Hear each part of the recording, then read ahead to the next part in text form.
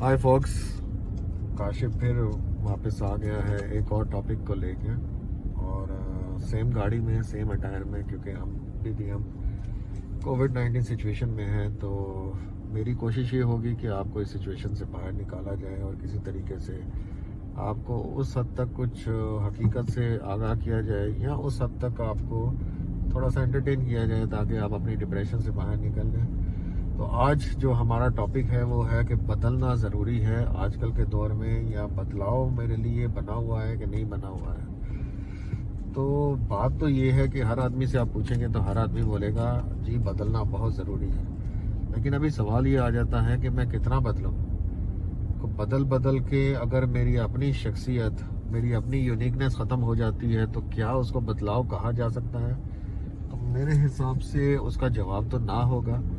बदलना ज़रूरी है उस एक्सटेंट तक जिसके लिए मेरे सर्वाइवल का जहाँ तक मसला आ जाए।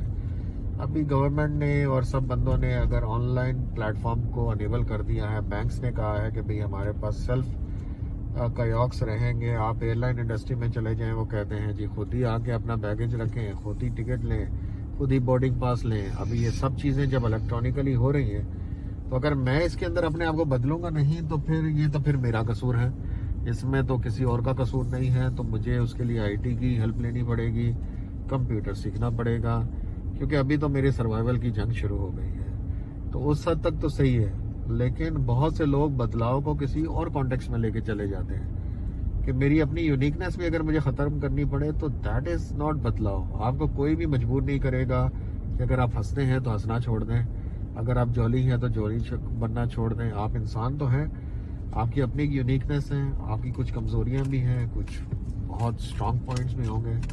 तो ये हर इंसान के साथ है।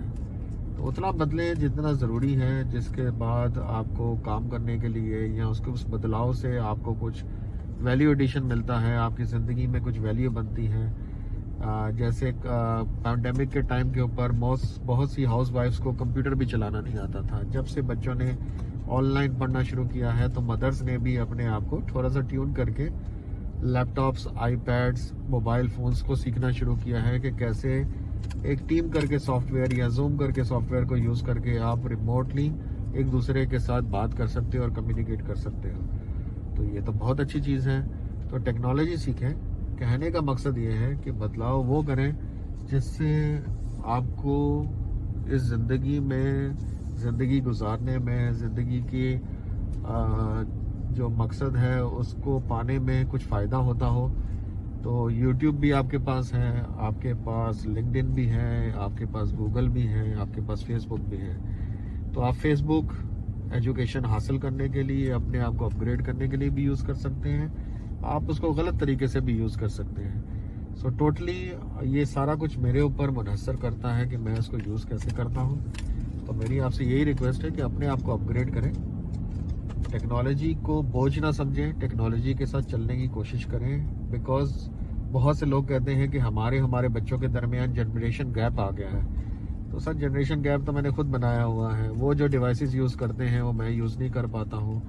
वो जो सिस्टम से काम करते हैं तो मैं खुद अपने आप को उससे बैक विड्रॉ कर लेता हूँ। तो फिर जनरेशन गैप तो आने ही वाली बात ही है। तो इससे अच्छा है कि बच्चों के साथ चलें, उनको ये महसूस ना होने दें, अपने आप को भी बच्चा समझें, अपने आप की भी स्टडीज़ कंटिन्यू रखें, अपने आप को बदलाव करते रहें। क्योंकि बदलाव जो है वो आपको नेचर में मिलेगा। नेचर में भी 4 सीजन्स होते हैं। कभी भी ऊपर वाले ने एक सीज़न पे इन्हिसार नहीं किया, आपको चारों सीजन्स के मज़े दिए हैं। तो हमारा भी काम है कि हम भी वक्त के साथ साथ अपने आप को चेंज करें। इसी पॉजिटिव नोट के साथ आज आपसे इजाज़त लेते हैं, फिर मिलेंगे नेक्स्ट किसी टॉप के साथ। अल्लाह हाफ़िज़।